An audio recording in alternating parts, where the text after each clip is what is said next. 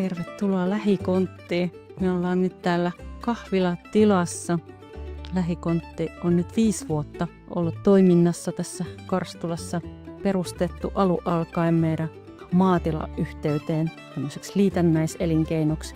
Tarkoitus oli saada myyntipiste meidän lihatuotteille ja sitten pikkuhiljaa sieltä kasvettu tähän mittaan, missä nyt ollaan.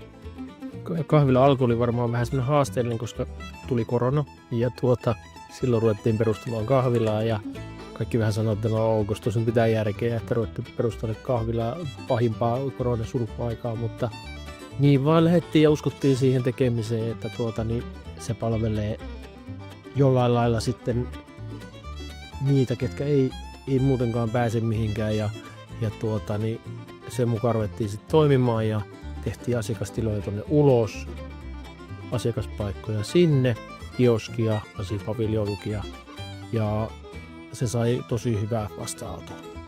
Ihmiset tykkäsivät, että ne pääsee johonkin lähtemään ulos ja silleen ulkoilemassa tapaamaan muita, niin se oli tosi hyvä juttu.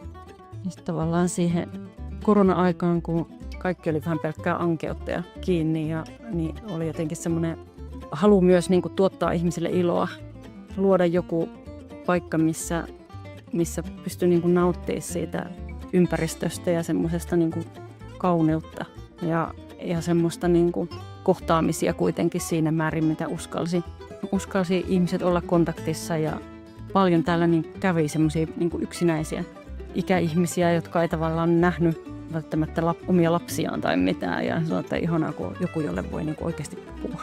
Että se oli sillä lailla semmoiseen hämmentäväänkin tarpeeseen silloin aloitettiin ja toisaalta sitten siinä matkan varrella vähän kuin opetettiin se kahvilakulttuuri sitten ihmisille, että aluksi meidän suurin asiakasryhmä oli mökkiläiset, kaupunkilaiset, jotka oli kyllä jo tottunut, niillä kahvilakulttuuri oli olemassa ja ne tuli mökille ja ne oli tosi iloisia siitä, että täällä pystyi saamaan niitä palveluita, mihin he olivat tottuneet. Ja sitten taas paikkakuntalaiset ei niinkään vielä osannut kaivata sellaista, koska se oli heille uutta. Mutta sitten kun syksy tuli ja mökkiläiset lähti kaupunkiin, niin se oli jotenkin uskomatonta, kun moni kävi sanomassa erikseen, että hei, että me tullaan taas keväällä, että me on sanottu kaikille, että teidän tehtävä on pitää tämä paikka pystyssä vielä ensi kevääseenkin asti, että me palataan.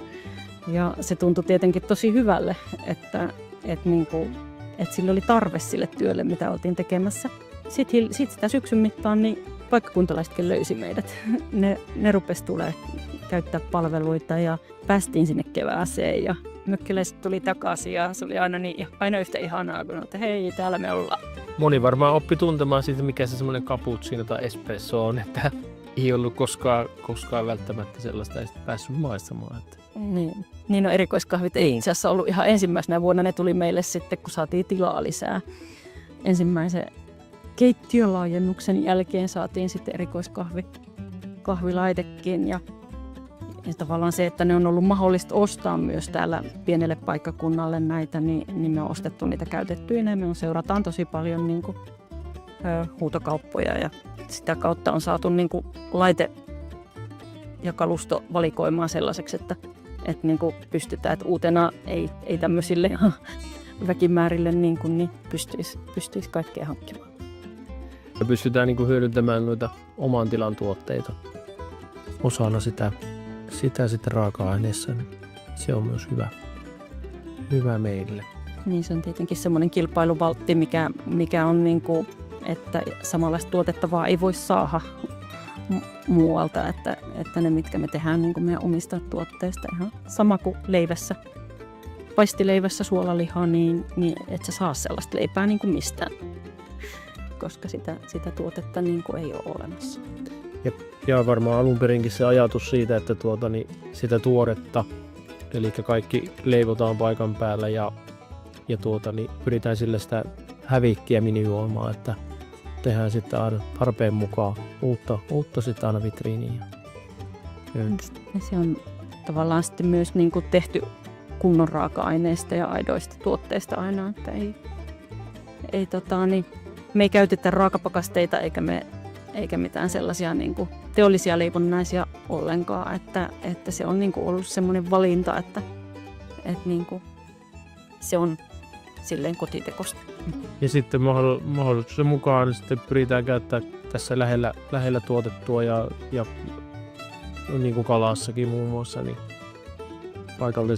paikallisia kaloja. Ja Niin kaikki meidän niin kuin kirjolohituotteet, niin salaattilohet tulee tuosta Tarmun kalamestareilta. Ja niin